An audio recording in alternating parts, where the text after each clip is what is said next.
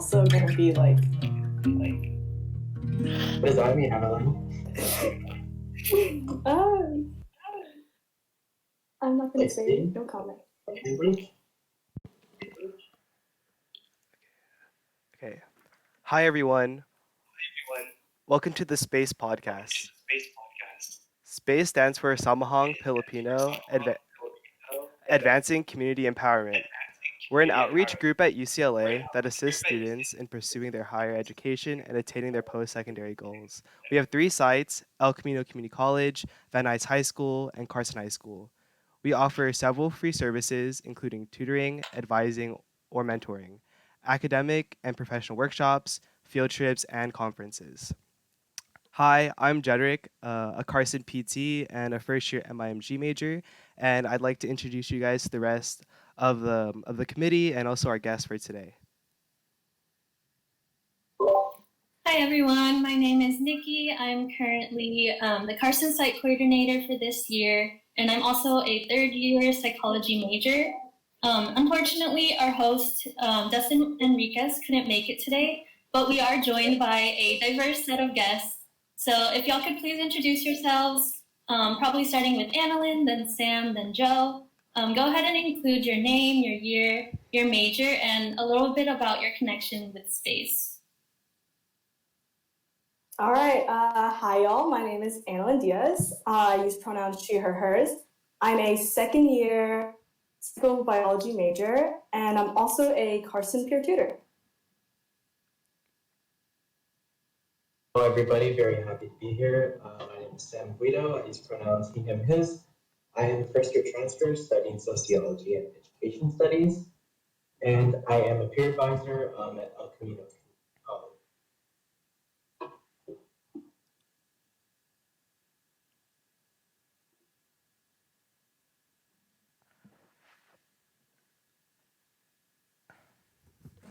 Okay. Thanks, guys, for introducing yourselves. I guess to start it off, we have a lot of different experiences being represented by our guests. So if you guys talk about your different experience in space, I know Sam, you're a mid-year hire. Annalyn, you're a spring hire, and Josephine, you're an intern. So if you guys talk about your different experiences for the audience and like how those experiences differ or also are the same.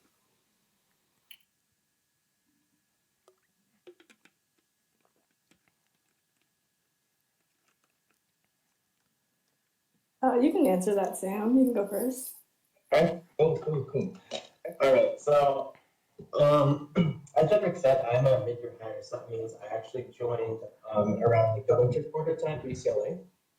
I guess one of my main motivations for wanting to join space staff was to kind of get that transfer representation in there. So currently I am the only transfer on staff, and I feel like kind of being in this space, I'm able to bring a lot to the transfer community, especially working at El Camino Community College. We're working with students that are trying to transfer to four-year university, so it's really nice to kind of have someone on staff who can really relate on that personal level. So that was really the reason why I joined it. Ever since it's happened, I really felt like I had grown a lot and really kind of defined what I kind of want to pursue in my career. And I've gotten a lot out of all the interactions I've had working with alpha students as well as other staff members. So Annalyn, did you want to take it away from here? Yeah, for sure. So for me personally, I, like Jedrick said, I was a spring hire. My first year, winter quarter, so shout out to my fellow winter 29. I took a space internship, and then from there I was influenced to apply for staff the following year. So essentially the reason why I joined was I found so much home, heart, and community within space, even just learning so much about Filipino history that I didn't even realize was going on because it had been like hidden from me or it was never really in the textbooks or anything like that. Like learning that kind of opened my eyes, and then seeing how family-oriented and community-oriented this space was something that definitely stayed with me and influenced me to apply.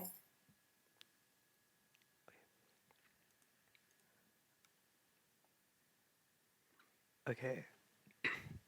Great. Okay. Thank you guys so much for your input. So far, we've been in quarantine for a little while. So what have you guys been doing to keep yourselves busy or just having a little fun?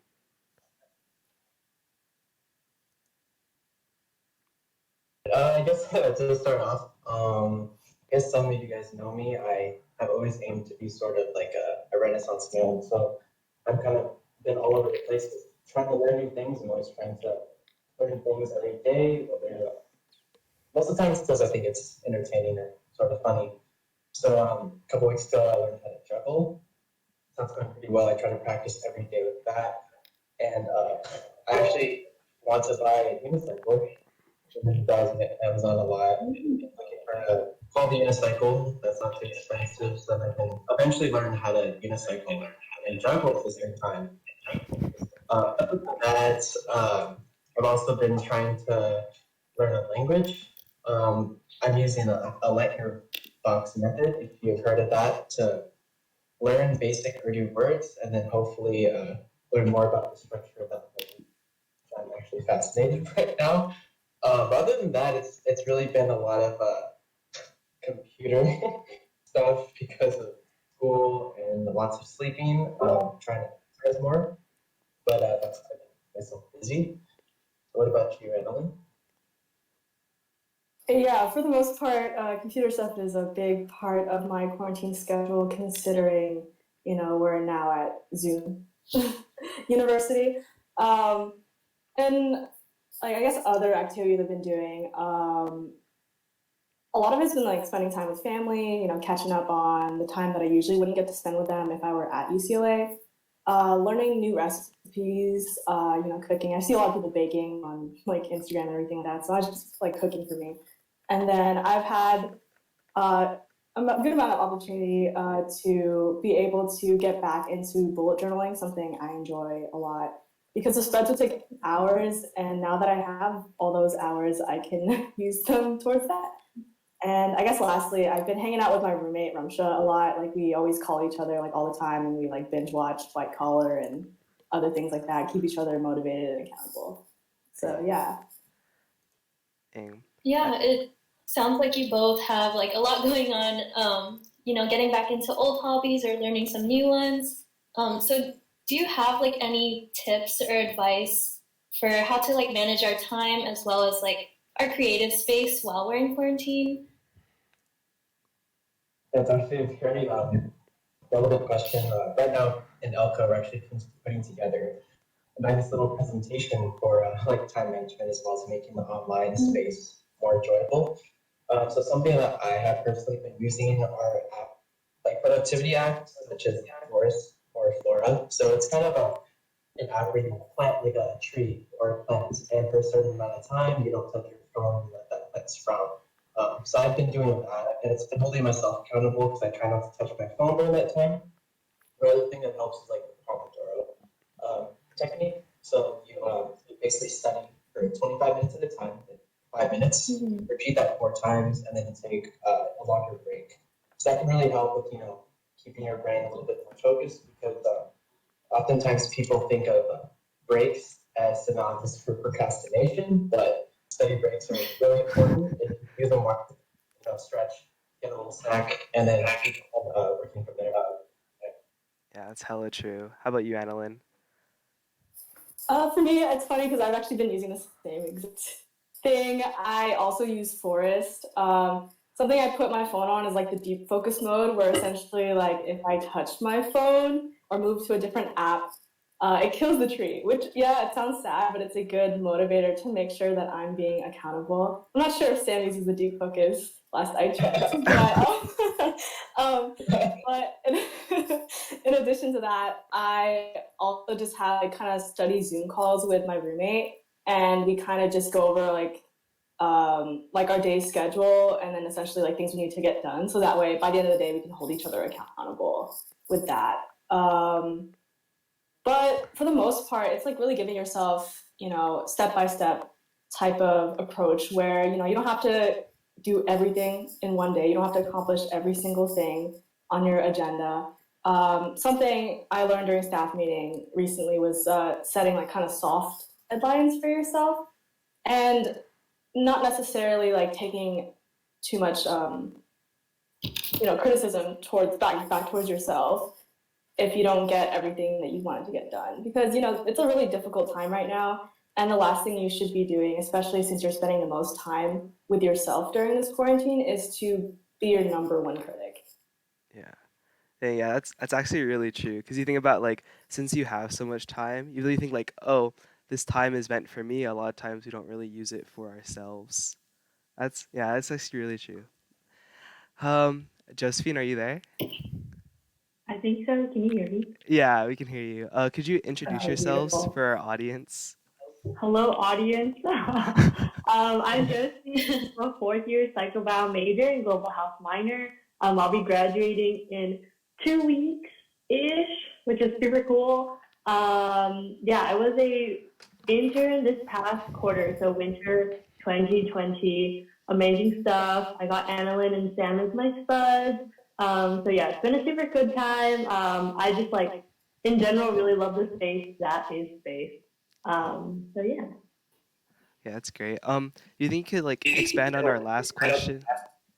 Our last question was about like what have you been doing this quarantine and like how have you really been like maintaining your time? Yes, quarantine. For about majority of it, I was at home in San Diego. I spent it with my family, just hanging out with my siblings because my sister does Berkeley and my brother's still in high school, so I don't usually get to hang out with them a lot. But I came back to LA recently so I could focus on grinding through my last few weeks of my internship because I've been able to work from home. Thank God I have income of some sort. Just being able to focus. Here I do a lot of physically writing out what I have to do for the day and the week to make sure that nothing really slips my mind because I'm kind of forgetful. Oh yeah. No, definitely like journaling really does help. Like I didn't journal before quarantine and I didn't have anything together, but when I started journaling, I was like, wow, like this is solid. Like this is actually like really good.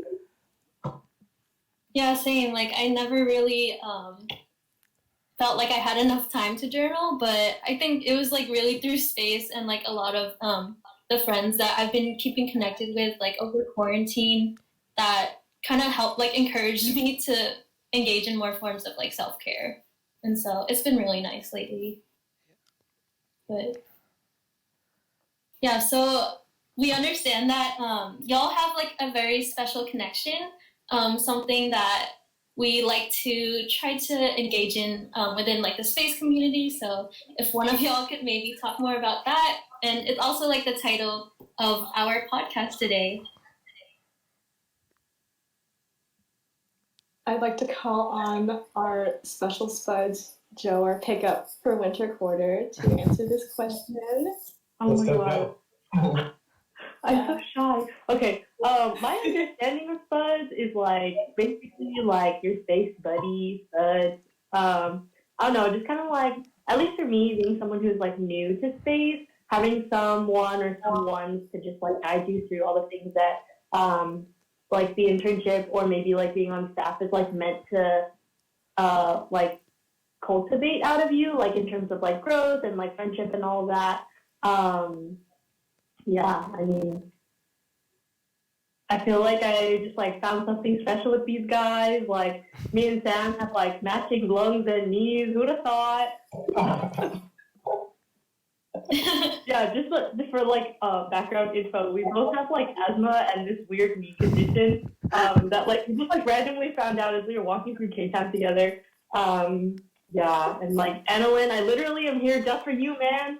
And then shout out to our two SPUDs who aren't here. Andrea, who is literally such a sweetheart, and Chen, who's doing major research stuff. So big boy move. Yeah, definitely. You might see him in the comments after he ends his meeting. But yeah, Josephine really hit it on the head right there. SPUDZ is something that has definitely enhanced my space experience personally, and I mean, I'm pretty sure tons of people, if not all of staff, and tons of my other friends know. They can my catchphrase is probably "That's my SPUDZ," in all caps with lots of exclamation points through text, through any event, through, I don't know, through just everything, essentially, to the point where it's gotten, like, they're like, oh yeah, it's Annalyn, like, for sure, like, who's talking about that? But yeah, like, I'm probably super, like, I'm always enthusiastic when it comes to, like, SPUDZ, in the sense that, yeah, you gain new connections, and then, you know, you have tons of fun times. Like, yeah, we went to, I think, Meatloaf, we had a SPUDZ hangout at Meatloaf, and that's, it was right before quarantine started too. I think it was a Sunday, the week before everything got announced. So we, you know, it's just kind of whack thinking back on it, how much fun we were having, and like, we didn't realize that would be like the last time we would open in person, you know? Yeah, I think it's really beautiful how we're able to cultivate these types of relationships like within space. Yeah, and so if y'all in the audience don't know, SPUDZ is basically SPUDdies, which is space buddies, and they're pretty much just like accountability buddies that we have like within staff, with staff and admin, but we also include like our interns from space internship. And speaking of space internship, I'm pretty sure y'all all have experienced that. And we were just wondering if you could talk a little bit about your experience. What have you learned from there? What was it like being in that space, and how maybe has that like encouraged you to become more involved in the community?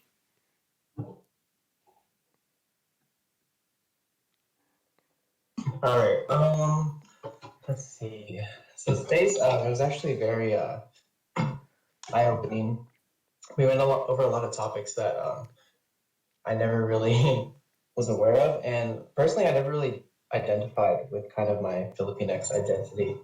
But kind of coming into space, I just learned a lot more and began to really appreciate, you know, the person who I am and like my own culture. So we learned about a lot of different issues, such as like 1.5 generation, like talking about students whose parents were educated like in the Philippines, but that doesn't necessarily mean that they can really guide like the American higher education system. And kind of through all this education I learned, and being kind of in this space like spirit, I really learned the power and the importance of having diversity in education, and also like a social justice kind of outlook on these things, and like how important that is, and how people from many diverse backgrounds can really bring a lot to these spaces. So it was really through that where I was kind of inspired to apply to space staff, to show others kind of the opportunity and knowledge that I gained from space, and I really hope to kind of spread that around. Mm-hmm.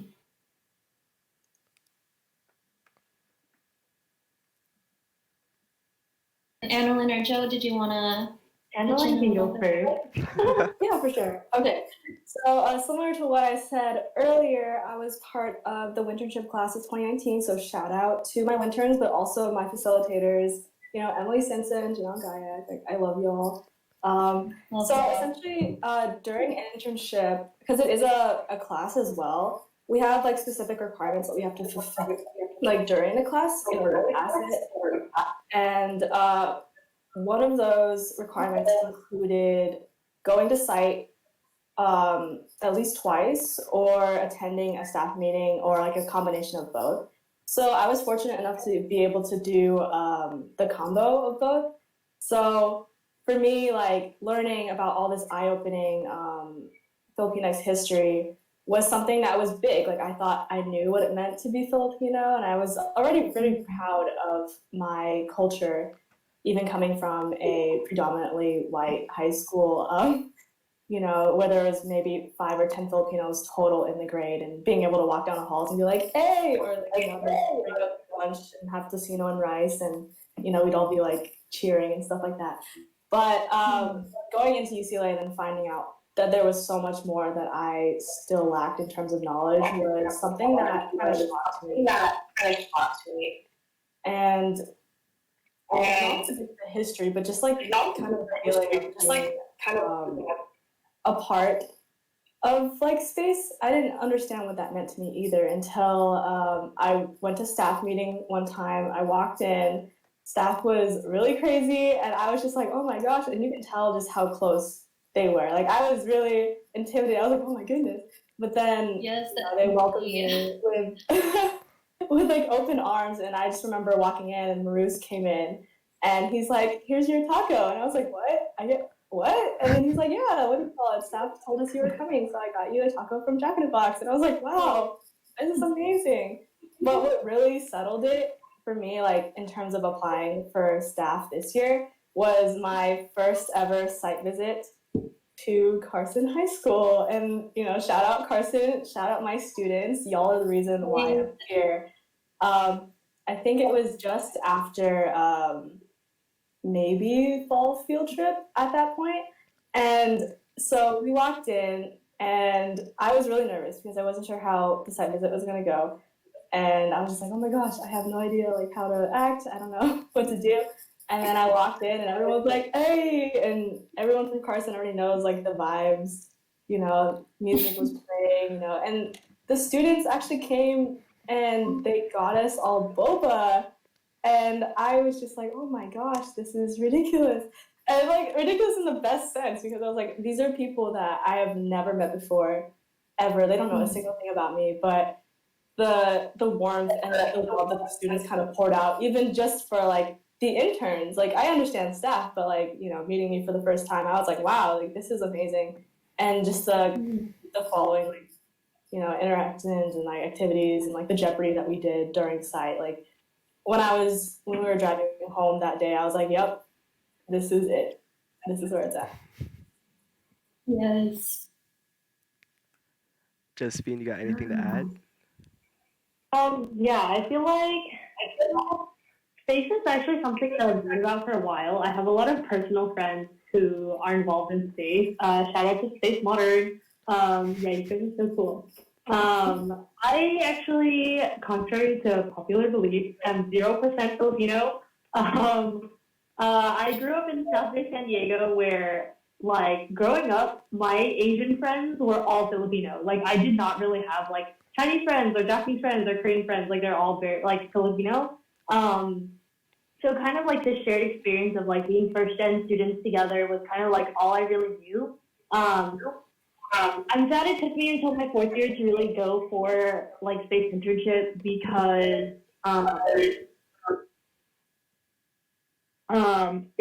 I only really realized basically at the end of my college career how like hard of a journey it can be to be first gen sometimes. Like, it's kind of like that thing where if any Kehlani fans are out there, it was good until it wasn't. Like, basically like my whole experience was like, this is like life. This is how you get through college. Like, this is just how it is.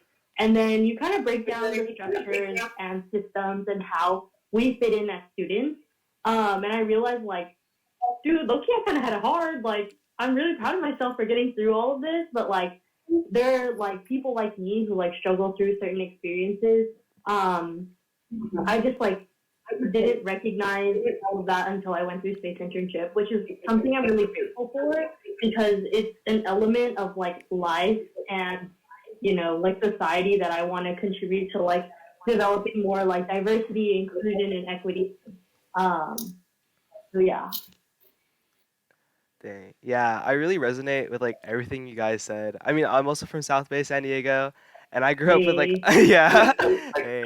And I grew up with like a lot of Filipinos. Like every day, like every neighborhood I lived in, it was like about like 40-50% Filipino. So I kind of had the mentality like, oh, I already know enough about Filipino American culture. Like, I'm so well versed.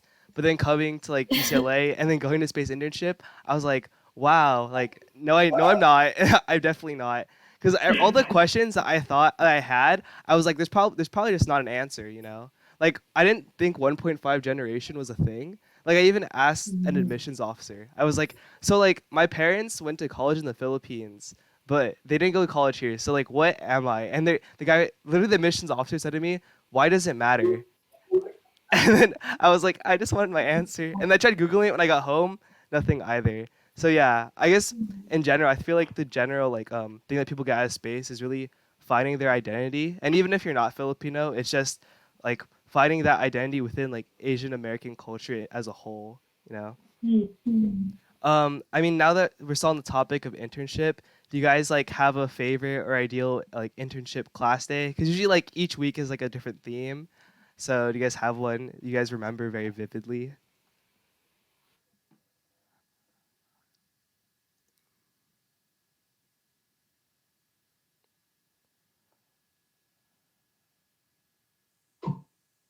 I think one of my favorite days was actually the facilitations that we had to do for our final projects.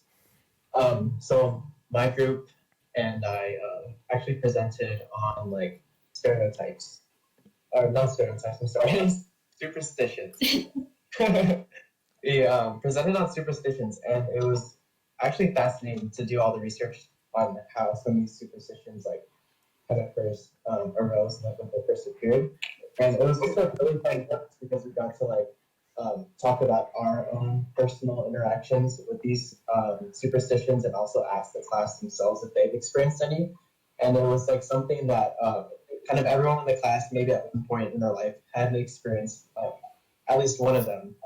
So it was a really fun class, like filled with lots of laughs and information. But really, I think all the space classes were always filled with a lot of great information, a lot of just really great vibes. So it was hard to think. I think if I had to, I would definitely do the facilitation one.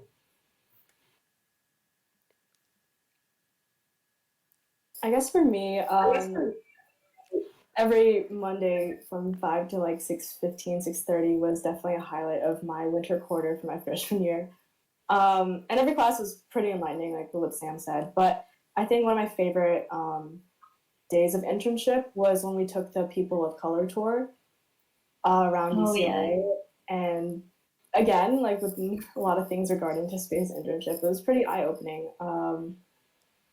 I I mean, I was really shocked myself when we were walking up Jan steps. I didn't even know that Martin Luther King Jr. gave a speech there. I've always seen the pictures, but I never like really made the connection that it was at UCLA. But for something as momentous as that, you would think there'd be some bigger sort of commemoration of it somewhere on UCLA's campus. But when Janelle and Emily pointed to a small, tiny plaque that was almost had overgrown grass all over it, that kind of hurt on the inside to think that something as big as the I Have a Dream speech is just symbolized by a small plaque on the floor that no one can really see unless you are really trying to look for it. Yeah, the same thing goes with the big rock outside Campbell Hall, which is essentially where I believe, if I'm not mistaken, 2 African American students were killed. And it was a big deal. And to think that they only have, like, there's a large rock with a small, again, another small plaque with their names on it, if that. That I didn't even notice. I would have just walked past the rock and been like, okay, it's a huge rock next to this building. Okay, cool. But there's actual meanings to that rock, and there's names of important people on that rock.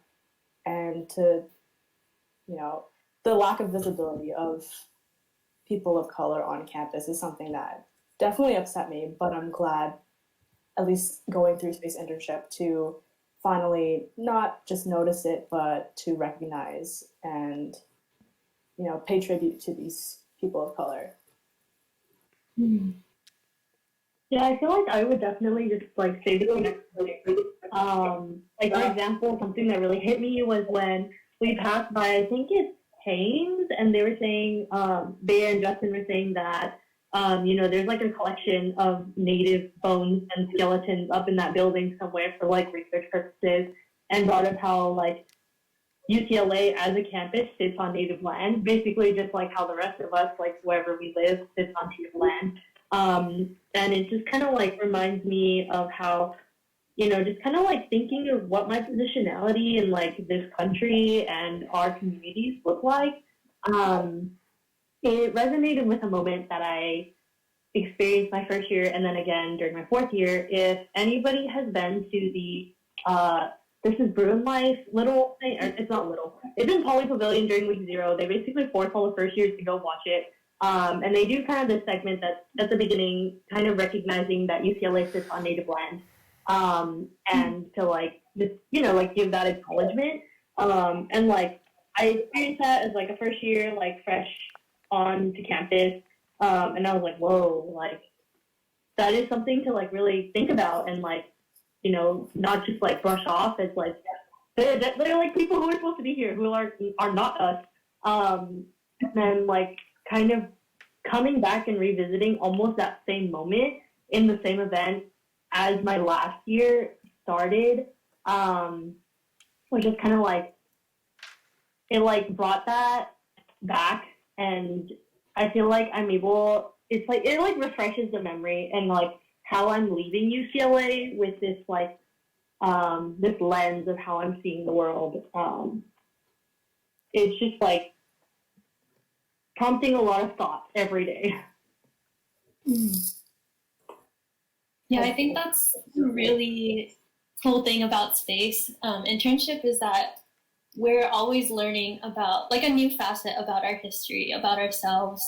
And there's always those like little light bulb moments where you just, something clicks, or you listen to something that you've never known before, but it really explains like our presence on campus in America as like Filipinx American, and just, kind of giving some background to the experiences of struggle that we face right now. Yeah, and so for this next question, this is mostly directed like towards Annalyn and Sam, but is there some, or did you want to talk a little bit about maybe your transition from space internship to staff, and how like the meetings, I guess, are the experiences you have as a staff member is different from like internship?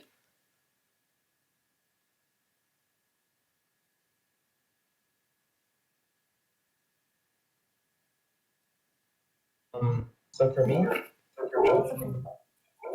think I was given a lot of opportunity and resources to kind of prepare to be a staff member.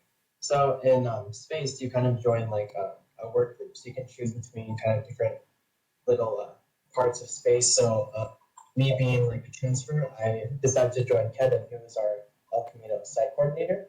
I joined his work group, and his work group focused with the Elko site.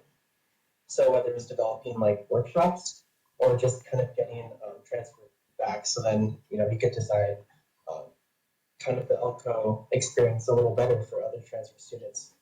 I joined that, and I got a lot of really great information. I was able to tell Kevin all about my experience, and then from there, I really realized like how important like my own experience was and how much it was valued in this space. So from there, once I made the transition to staff, I kind of continued doing that, and it was actually like a really, I guess, beautiful journey, because like people transfers talk about having like an imposter syndrome or coming in feeling a certain way, and I definitely felt that to an extent. And sometimes being surrounded by a lot of traditional students, there was kind of this stigma, or like I felt like I was embarrassed in a way to be like, oh, I'm a transfer when everyone else around me is traditional. But kind of over time, and space definitely helped with the process. And I really saw the importance of, there's many different pathways to college. Everyone has their own journey. I became, kind of wear the transfer like a badge of honor on my sleeve and be proud and be like, yeah, I'm a transfer. Like, and I'm happy that I'm here. I'm happy I can help. And if you're a transfer, there's nothing wrong with that. We bring so much to this school, because we make up like 1/3 of the population. So it's really fantastic. And I'm glad that I had the opportunity to kind of talk in Kevin's work group and bring my experience to really help others that might be in this similar situation as myself.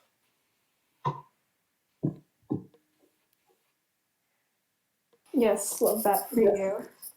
I guess when it comes to me, the jump from internship to staff was kind of a big learning gap for me, because I had that institutional organizational knowledge of how space functioned, but knowing something and then knowing how to do something was definitely two different things for me. So I understood about the work groups. You have to go to staff meeting, you have to do this and that.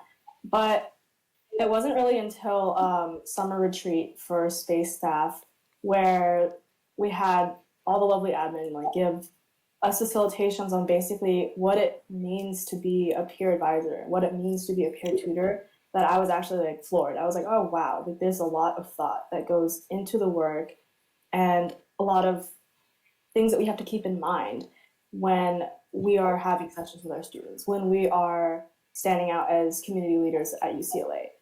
There's a lot to it, and it was a big jump for sure. I think the first couple weeks of fall quarter, I was kind of like, oh, how do I balance this with my schoolwork?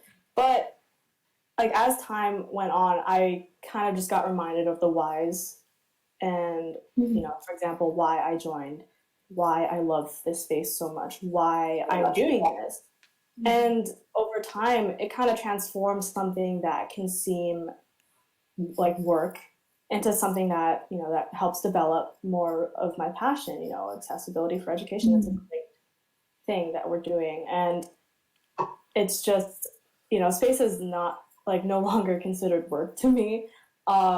It's considered something I enjoy doing. It's the highlight of my week. It's the highlight of the days of the week that I take part in it.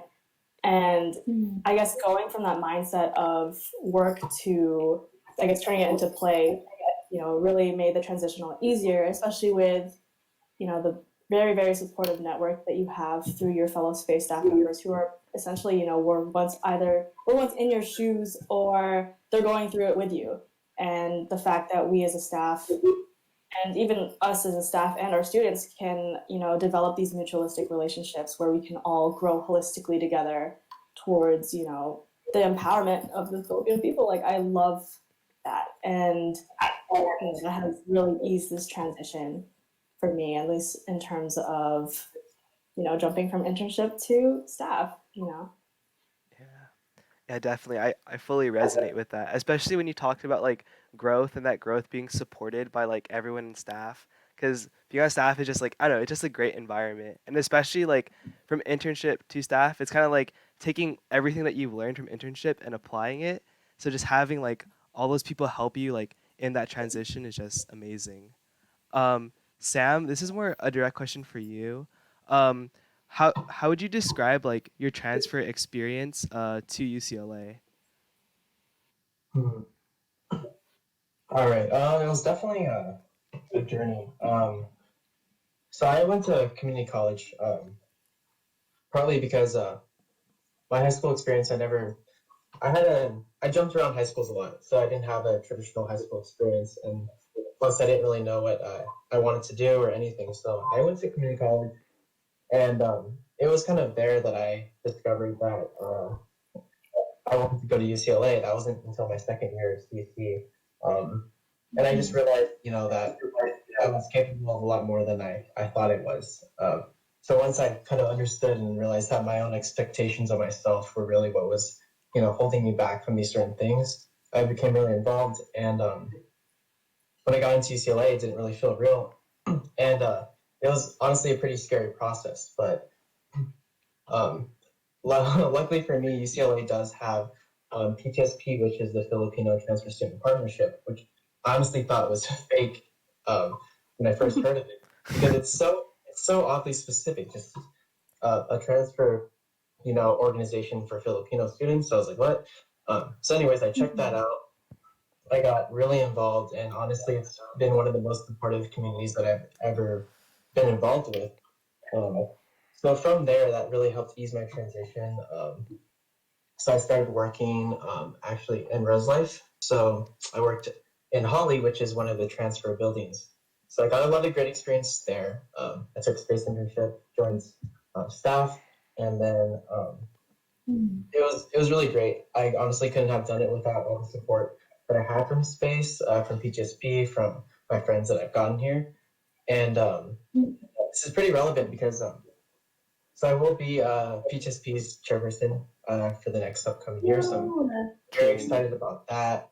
And I guess yesterday we were kind of just reflecting, and I had a little speech. And if I can remember it right now, I basically just talked about how kind of all of my nervousness turned into excitement, and like kind of and the whole imposter thing. Like maybe it's dumb, but I said the I am from imposter turned into just poster, like a transfer poster that I will proudly pin on my wall and say, "Hell yeah, I belong here."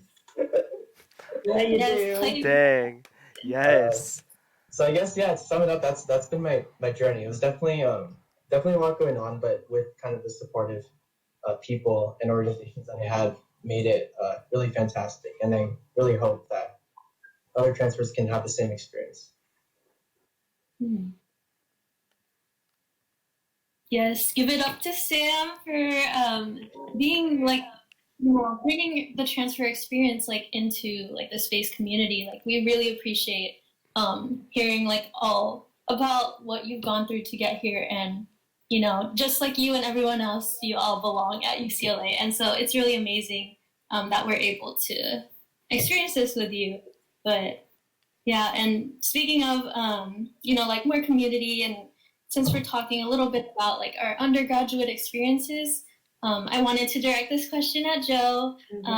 We have heard that you've been like pretty heavily involved on campus during your undergrad, and not just like within space. So did you maybe want to talk about how you balanced like your extracurriculars with school, work, etc.? Oh man. I don't know if I'm the most qualified to answer this, but I'll try.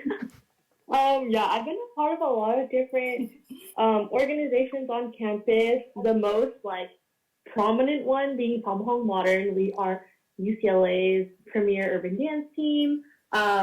Basically birthed out of SPCN. So I've been a part of the urban dance space for 4 years. That is just a lot of time, and it's prompted me to like challenge myself to like take care of myself physically, like a lot.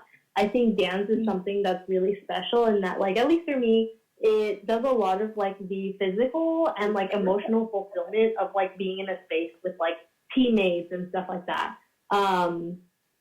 So that's definitely been something that I designed a lot of my life and schedule, like in terms of like being a college student around. My second year, I joined the Mobile Clinic Project at UCLA, which is basically this undergrad organization that partners with med students and public health students at UCLA. We basically do social and medical.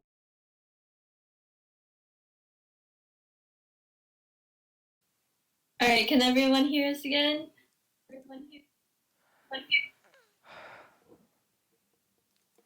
Okay. All right. Cool. Sorry about that, everybody. Thank you so much for being patient. We just heard a bit from Josephine about her experience on campus and Lumauod Modern, and I'm gonna transition to Jedrick. If you had any questions. Oh yeah. I just continuing on talking about like experiences in college, like respectively, like what tips would you guys give for like a student right now, like going from high school to university or CC to university? In terms of like joining orgs and stuff. Anything. It could be like, yeah, getting involved. It could be like managing your time, like anything, like something that you wish like you knew coming in, pretty much.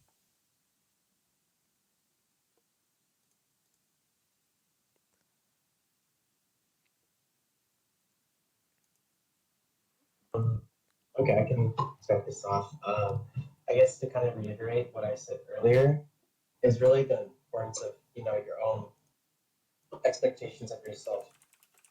I felt really lucky that I met a counselor that kind of gave me the tools and like believed in me when I didn't really necessarily have that belief in myself. So for like students to kind of recognize that CC, it really is a fresh start from high school. So if you maybe didn't have the best experience in high school, didn't make the grades, or weren't as involved, you can 100% turn that around in CC. Your GPA starts off a clean slate. You can make brand new connections, and really I don't know, like it sounds cheesy, but honestly, like if you believe in yourself, it's possible if you're putting yourself out into the effort and really, engaging in schoolwork, not just to do it, but because you actually love to learn or you want to really better yourself. So that's the biggest thing, because I feel like there's so many people out there that might realize this later on, and it's so important to realize that while you're still in community college, and that way you can really go and grow from there. So I'm very thankful that happened to me, and yeah, personally, I think that's the most important part of it. Mm-hmm.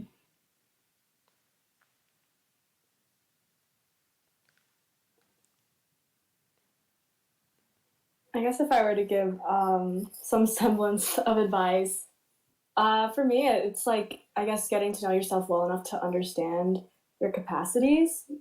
Because I know, like, jumping in probably to your first year, wherever you end up going in terms of college, you kind of want to join everything. You kind of spread yourself too thin, and then, your grades, your mental health, etc., starts to suffer.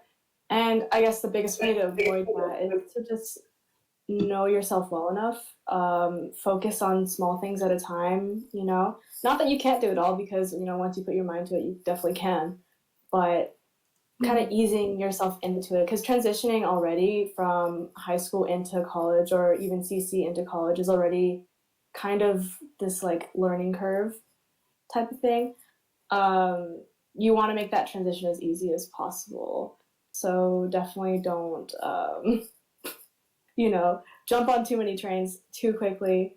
Balance yourself out, and definitely reach out. Don't be afraid to ask for help, whether or not that's from your fellow peers, from your counselors, from anyone who you deem might be helpful towards that process, because there can be less anxiety with the process itself if there's less variables to worry about. Yeah. Your network is your net worth. So, yeah.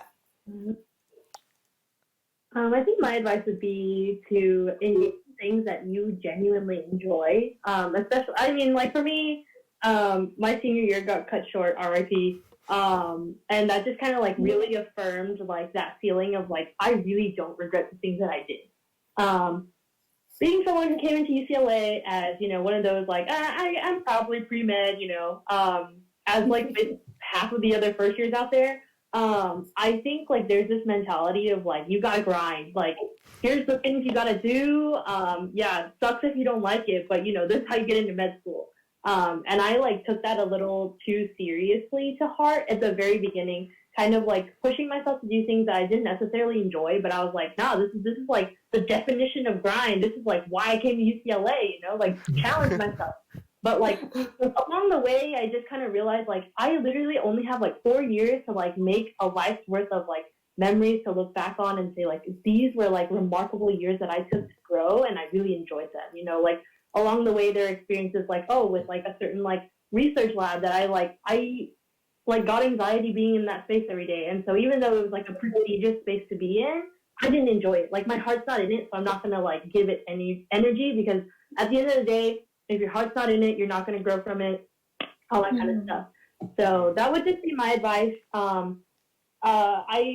The biggest like example of me taking that was kind of like continuing dance for all 4 years. Like high key, that's just hard, especially if you're on leadership for 3 years. And a lot of people along the way were like, when do you even have time to study? Like, are your grades like fine? And I'm like, I mean, first of all, yes, but most important thing is that like my heart feels like where it should be, So yeah, that's fun. Yeah, I mean, I completely agree with like basically like what everything you guys said. I don't know, because I feel like the main difference between college and high school, I feel like a lot of things you do in high school, you do it because you gotta do it, but in college, like that's not a thing anymore. Like literally everything is your choice. So it's really about finding and developing your passions. Like, of course, you should like come in with like a game plan, like oh, like this is like kind of what I want to do, but like don't be afraid to like change and to like receive that change, because at the end of the day, like change is growth, and you should, and like the whole point of college or just life is just to grow as much as possible.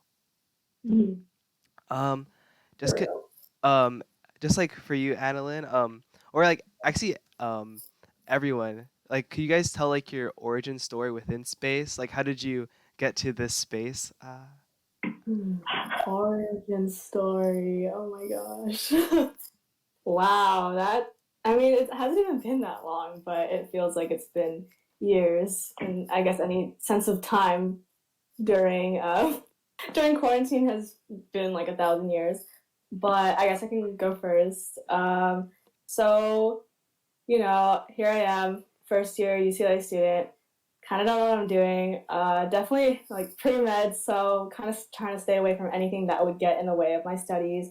Trying to definitely had the wrong mentality, trying to check off all the boxes I could, and definitely that's not how you should approach being pre-med. That's because you definitely don't get any enjoyment out of that. But here I am. I get encouraged by my spirit counselor, which is essentially like space, but for UCLA students. They stay on campus and do the work there. My spirit counselor, Jasmine, tells me, hey, you should join One Step Ahead mentorship, which is, a part of Spear and whatever. And at first I was like, I don't know about that. Mentorship, I mean, it sounds cool, but mentorship families, like events, like that sounds like it's gonna get in the middle of like my work, like, oh no. And she's like, I highly encourage you to apply, like you're gonna enjoy it, blah, blah, blah. So I took the leap, got paired with my mentor, Gabby. So shout out Gabby. And essentially, the thing about Gabby is that she was a space staff member her second year. And she was like, hey, Annalyn, have you heard about space internship? And I was like, what is that? Space? Like, I'm not interested in like astrology, astronomy, whatever. Like, what is that? Mm-hmm. And she was like, oh no, it's Lumauod Filipino Advancing Community Empowerment. And I was like, oh okay, what is that? And she's like, oh, yeah, well, basically, it's a lot of self-learning. You get to learn about Filipinx community conditions, and you just grow so much from being in the class. And I was like, wait a minute, you said growth? And that kind of like pulled me in, and I was like, okay, growth, all right, But not only that, just the fact that she told me that, yeah, you think you know what being Filipino is right now? Like, wait till you take that class. And of course, I was like really intrigued about that. And that kind of sent me on my way to apply my, my freshman fall quarter. At the end of the fall quarter during winter break, I'm here grinding on my app and like trying to figure out, okay, scrutinizing every piece of information that I'm sending towards them, because I don't know what this space looks like. I don't know how this operates, and I'm going to be fresh into it. And from there, it kind of took off. I got accepted to the internship class, and then, yeah, my love for space kind of, took off from there.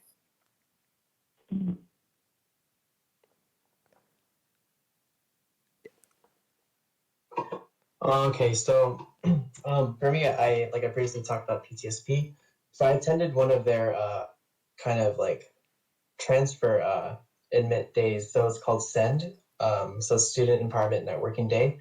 And at SEND, I actually met Justin Lanis, or as we call him, Professor Lanis. So he is he was the Bayanihan investment coordinator. So the Bayanihan investment coordinator, along with the student internship coordinator from space, worked together to facilitate space internship.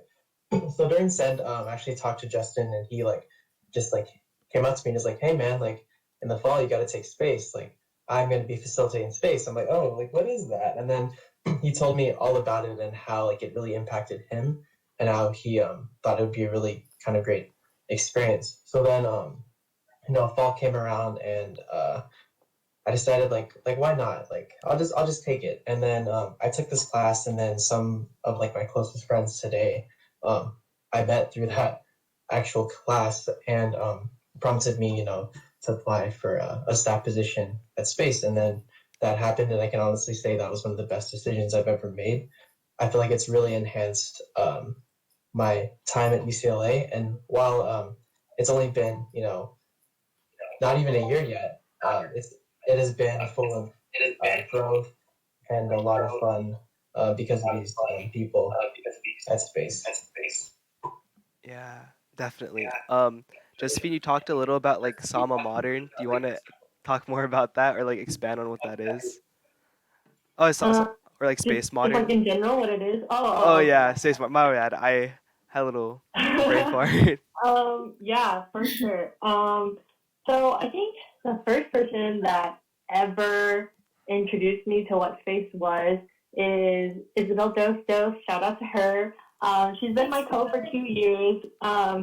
So we served as admin directors and advisors for Lumauod Modern together. So for basically the past 2 years, and I think she started in space her first year.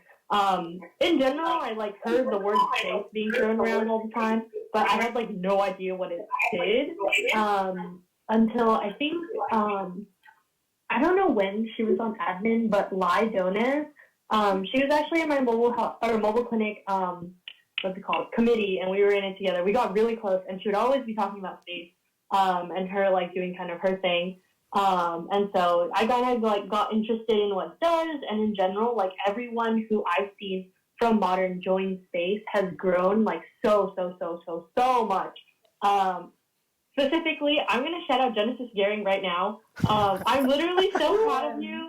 Hopefully you're like hearing this because we cut out earlier.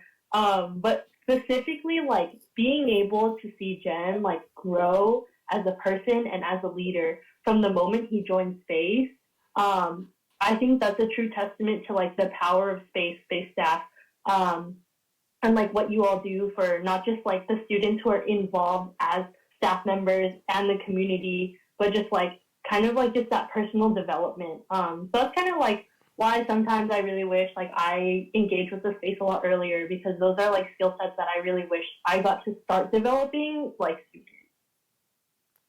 Dang. Yeah, thank you guys all for sharing. Um, like those are amazing origin stories. And it really just shows like how much everyone has grown thanks to space. Annalyn, I guess this is a question more for you. Uh, so Okay. so you like to mention about your love languages. Would you like to explain a little about what that is and Oh like my. describe them and then like what yours are or Y'all have anyone been who wants bumping to me with add? that. Oh my god. Okay. So very loudly and proudly, my number one love language is quality time, Oh, let's go. followed by physical touch. So I know a lot of us quality time, physical touch combo love language people out here be suffering, dead in the ditch because the social distancing right now. But I guess like what exactly did you want me to explain about it? I mean like I guess like what it means. I guess because like it's not really like love Okay. like face value. There's like love language is just like more like how you like show your relationships with other people. I guess. So if you could explain to the audience like what exactly a love language is. Okay, so in my interpretation of a love language, it's how not only you express love towards other people, it doesn't necessarily have to be romantic love, just, platonic love, just love, period, towards other people, and how you also feel valued and loved through the actions of other people as well. So, kind of like this reciprocal type of feeling. When it comes to being a quality time love language person, that being my number one would mean that I would definitely value just time spent with my friends. We can just be vibing, not really talking, but the fact that we're in each other's presence is enough for me. More of a quality over quantity, the classic cliche of that. Doesn't matter how many times like I hang out with someone or whether or not we talk on the daily, but if our interactions, whether or not that's ranges from every day to not that often, have some type of genuine quality to it, I'm satisfied and I feel loved, and hopefully in the same sense, the person that I'm talking to or the person that I'm hanging out with also feels like that love. Physical touch, definitely more intuitive when it comes to that. I'm a huggy type of person, like not the diapers, y'all, but like I love giving people hugs. Like it's just nice to feel the love just pour out from both sides, like in that hug. Like people who know how to hug well, like shout out to them. They're the reason why like I personally love hugs. To those of y'all still learning, with the Christian side hug, don't worry, I'll teach you one of these days. But yeah. So those are my two love languages. I normally only talk about the top two because I use them like in a combo. But yeah, it's a rough world out there, and thinking about how and in what little ways we can show love to not only each other but to ourselves, like it's something that is definitely worth spending time on. Yeah, definitely. Sam, Josephine, do you guys know your love languages, or is that not a thing you're into? So this is, I mean, I was never really into it, but I feel like a lot of people in space were into it, so they kind of got me to take the test. So my test was like at the top is gift giving by far. And at first, I didn't know how I felt about that because I guess the way I always thought about gift giving was like, like these big items worth like a lot of money or things like that. But then I read into what gift giving represents, and it was nothing like I thought it was. So the way that gift giving could be described is like it could be, doesn't really matter the monetary value of it. It could be something really small, something really thoughtful that someone picks out because they think of you, and that personally really resonates with me because I find gift giving to connect most with myself, because if someone gives me a thoughtful gift, that's that they think, oh, this is totally sad. They gave me this gift. I can look at it, and whenever I look at it, and I feel the love there, and it's something that can always give because it symbolizes something for me. So that's definitely the most effective, and I kind of try to do that with other people. And there's honestly like a lot of people in space that I feel like have this kind of gift giving love language, because we have like our little cubbies, and I always think about like David M. Shout out to David M. Also shout out to shout out to David as well. They're just very sweet, and they're very thoughtful, like living little things that uh, remind them of you. And it's very heartwarming, and I always try to do that with other people. Um, and yeah, many forms of gifts. It could be actual physical gifts. It could be a nice text message, but anything that I can just kind of look at, and I feel that warm feeling in my heart, and that's what defines gift giving. Okay. How Yeah, about love languages to me, it's so interesting. I think like I don't know. I always want to say like I love all of them. Like I love and just like showing and sharing and all those types of feelings. I think the two that are kind of at the top for me are words of affirmation and physical touch. Words of affirmation I think comes out a lot when like we need those like motivational moments in modern when it's like 3 a.m. and we just finished practice and life sucks, and just kind of like offering those kind words of like, no, all of you are literally so strong. We would not be where we are without you. Everyone here is just like so incredible and resilient and all that kind of stuff. And then physical touch, I feel like I've always modern like really like defines who I am sometimes, because like literally on the first day of practice ever, you basically like come downstairs to the parking lot and you get mobbed by like 20 people all at once just trying to hug you. And I feel like that's just been like really ingrained into who I am. Like I've always been a hugger and stuff like that, but I feel like I've really developed an appreciation for like the feeling of someone being physically with you. That just like means a lot to me. Yeah. And speaking of like love languages and like physical touch,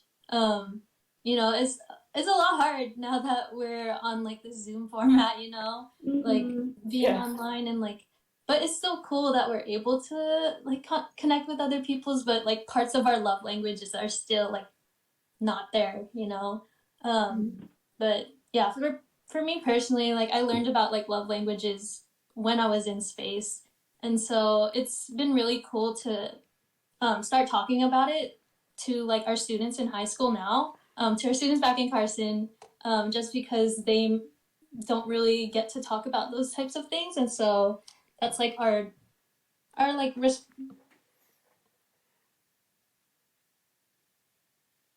Oh no.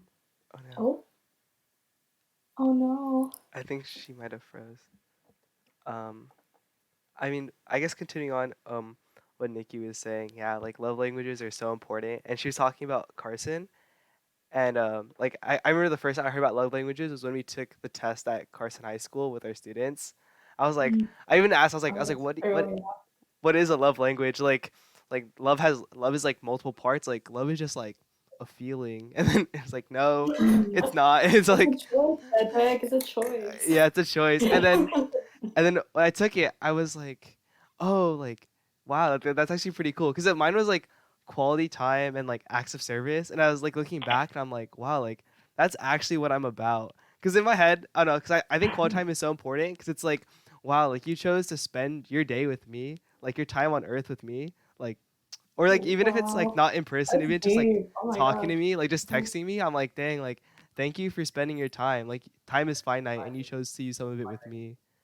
And then like I don't know, like acts of service. I don't know, for me, like I do it like because I don't know. If you know me, you know I throw my meal swipes around like everywhere. Like if you need one, like I'll just Yeah, give you it to know. you. Yeah. So even if people don't ask, they always see like, oh, you need to eat. And I was like, where you gonna go? Like, oh, we're gonna go like buy something. I'm like, don't buy. Here, take my card. And then Oh. yeah, I don't know. Like for me, it's just like I think at the root of it, it's just really like helping people. I think that's why I like active service so much because I like helping people a lot. I You guess said we all eating out here. yeah, no, we definitely all eating when, especially at Covell because it closes at 3 p.m. Um, Cobell. Oh, Covell, don't even start the we the do love debate. her. Nikki, are you there? Okay. Um, I guess we'll continue. Oh, hi, Nikki. Hi, sorry about Oh that. yeah. Would you like to continue about what you're talking about with love languages? Yes, yes. Yeah, I wanted to connect back, like since I mentioned our students and how, like one of the things that we do as space staff members is to try to like help them learn more about just both like academic stuff, but also some personal things that are affecting, their high school experiences or just like being human in general. So, for example, love languages and stuff like that. Yeah, so I wanted to ask y'all about maybe your experiences at site specifically, either as a PA or PT or just as an intern, or yeah, what are some things that you might talk about or gain from your students? In terms of like our love languages? It could be Or just in anything. general? Yeah. Okay. I guess I can go into both. I guess going into the love language aspect, being able to like actually like sit down, like I know it's like tutoring and stuff, but being able to sit down with my students and us kind of like walking into Carson, like hey, or like hey, like to basically any of our staff members and like them kind of recognizing us and them wanting to have sessions with us, even though like tutoring is not the most entertaining thing in the world. Getting into the AP Calc grind is not one choice of fun, but the fact that they're out there to like get their grades up, to spend time with you, to learn even the most trivial of things or something as complicated as related rates, because I know shout out to my other PTs on site for Thursday. Nathan and Jedrick, we hate related rates, but here we are. you know Being able to like spend time with our students and seeing like that mutual growth, not only in them learning more about calculus or more about chemistry or anything like that, but just seeing them, that light bulb appear when it comes to course content, or even just seeing how just complex characters they are, how complex human beings they are with equally complex thoughts. I had a session a couple weeks back and we were talking about the whole thing about COVID, social distancing, and like respect towards our, healthcare providers and stuff like that. And just those types of conversations I get into with my students and how much change they want to bring about this world is something that I really value through them. And I feel like I've gained so much in understanding where they're coming from, how, how their everyday lives are impacting their outlook on life, and just seeing how, even though like there are challenges to being a high school student, because I definitely had those when I was back there, they're pushing through it. You know, our students are pretty resilient when it comes to that. Even when they do have those like down days, you know, they have their support network to help bring them up. And just seeing that kind of sense of even small community within Carson, you know, within their friends and seeing them shine and, you know, all sorts of matters like that, like it really brings joy to my heart and it like warms my heart to be able to see that within our students. Would you be able to repeat the question one more time? Yeah, so did you want to talk a little bit about your experience either at site or in being a PA for Elko? Okay. So my experience being a peer advisor, it's been really great. I think one of the big takeaways is just, you know, how important having that diversity and like really valuing your own experience.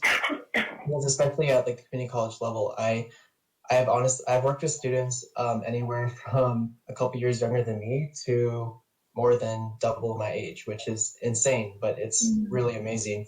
You know, to talk to individuals with so much life experience or so many things that they can bring in. Like I've learned a lot from talking with students, and it's really cool to see, you know, all the different pathways and like why they're at El Camino, what they hope to do, and like how space is, you know, how space can help them kind of reach their goals, whether it's in academics or it's just holistically. So like seeing growth, and even though it was just working with specific students for a couple of months, like seeing just a change from the span of a couple of months was really cool. And, you know, knowing that every week they look forward to seeing you and we can talk about things, it just makes my heart very happy to know that we're able to have this relationship and establish this kind of rapport with each other. So yeah, the big takeaway is just I learned so much from, you know, talking with people from from very different backgrounds, varying in age and life experience. And it's really, I think, made myself a better peer advisor as well as like a better friend.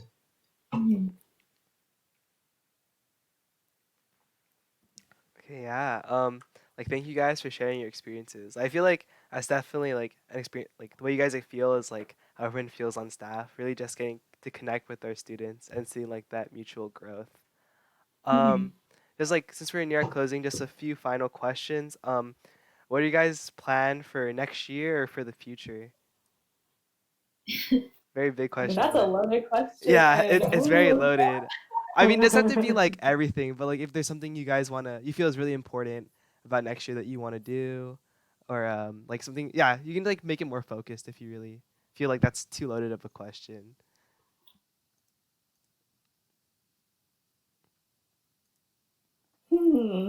Uh, well, definitely when things get a little bit better, I definitely want to go see my people again and my students again. And I'm planning on returning to space next year. That's a big part of my plan for Yay. going into this next year. So I hope that is possible.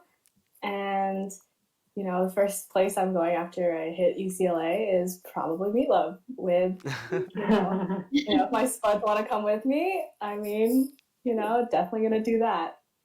But I guess just growing more as a person, something mentioned earlier about how college kind of shapes the way that you grow as a person and becomes like those pivotal years of your life. I want to make sure I can make the most out of that. And through my experiences, hopefully, you know, keep that GPA up. You know, GPA is forever, in a sense. You know, get my grades up, see my people, and see space. So those are my big three.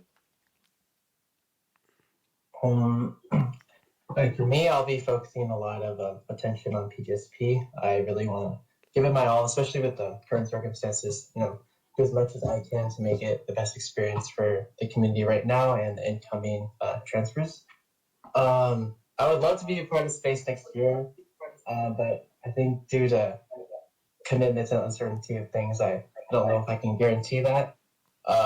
Depending on how things go, I might be an RA, but that's, you know, kind of uncertain right now. But hopefully, I'd love to do that.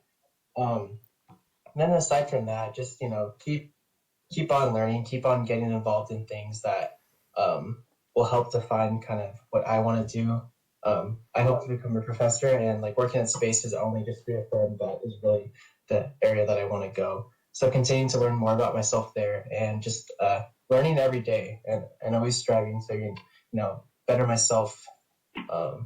Yeah, those are my goals. I feel like for me, RIP class of 23, the vision is to be employed. That would be mighty nice. But we'll see what happens. I definitely have a passion for community health. So I'm hoping that there's space to do that kind of work. I mean, evidently it seems to be pretty needed. But we'll see. I'm like in the middle of like applying to jobs and stuff.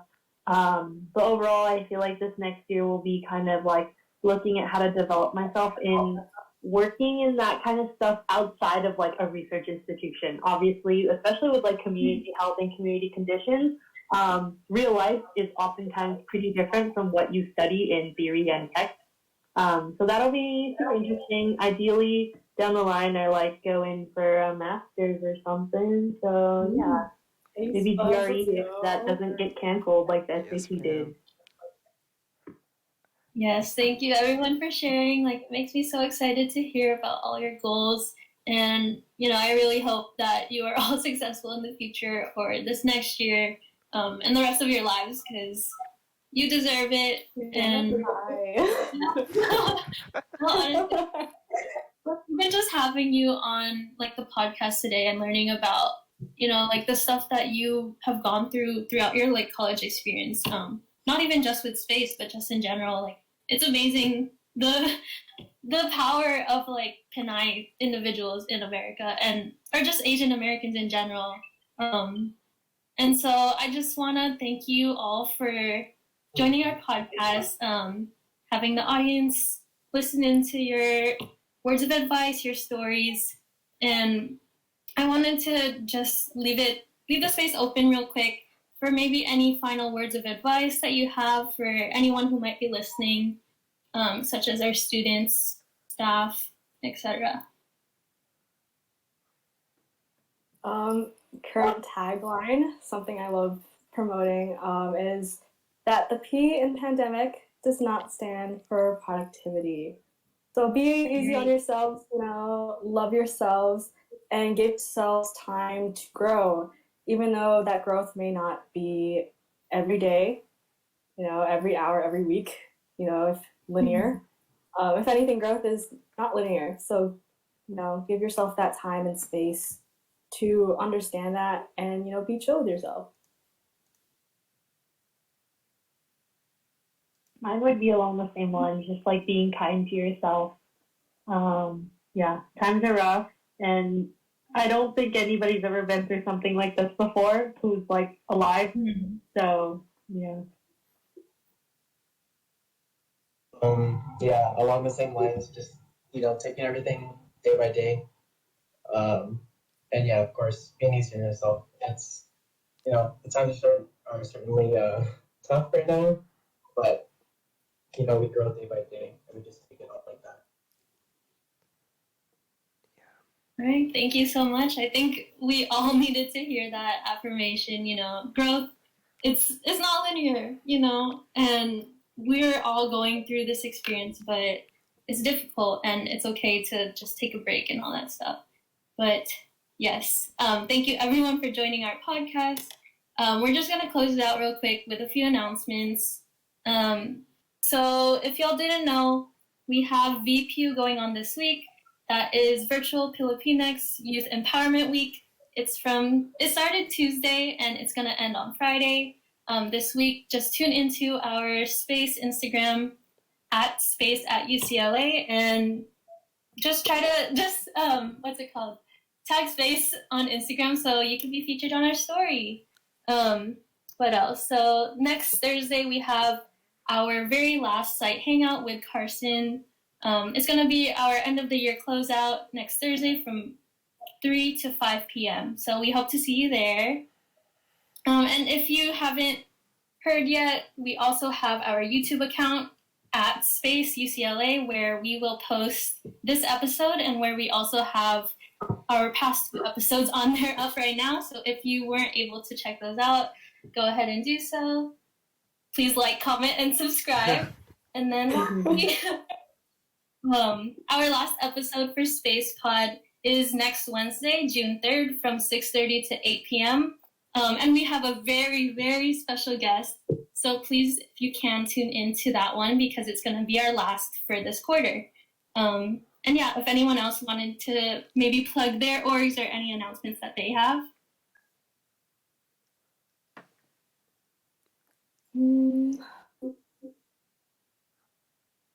Yeah. All right, you can go ahead. Yeah, if no one has anything to announce, I just want to say thank you guys again for tuning in, and thank you to all our guests coming through. So now we're going to close out with something we do after every Samhang Filipino event called the Unity Clap and Isang Baksak. The Unity Clap originates from the 1960s United Farm Workers Movement in Delano, California. Larry Young and Philip Veracruz led the Delano Grape Strike, in which Philippine X and Chicanx farm workers fought together for better working conditions.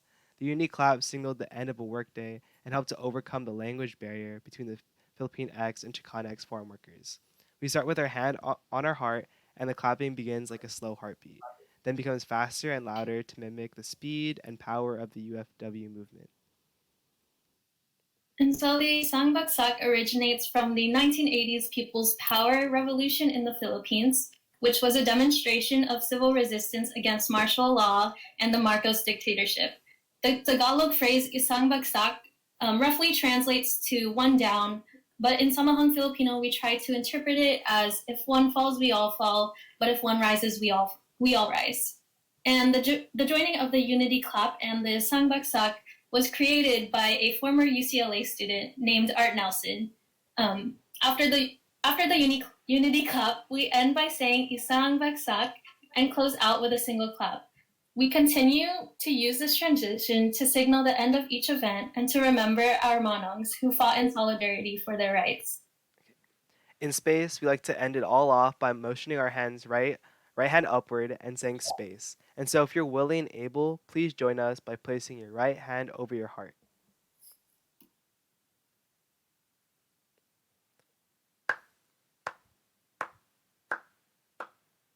All right, and we can start clapping. Yeah.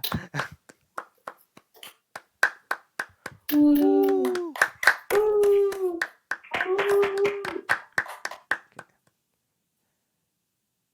All right, Isang Bagsak. Bagsak. Space. Space. Okay. Thank you guys again for tuning in, and we'll see you all next week.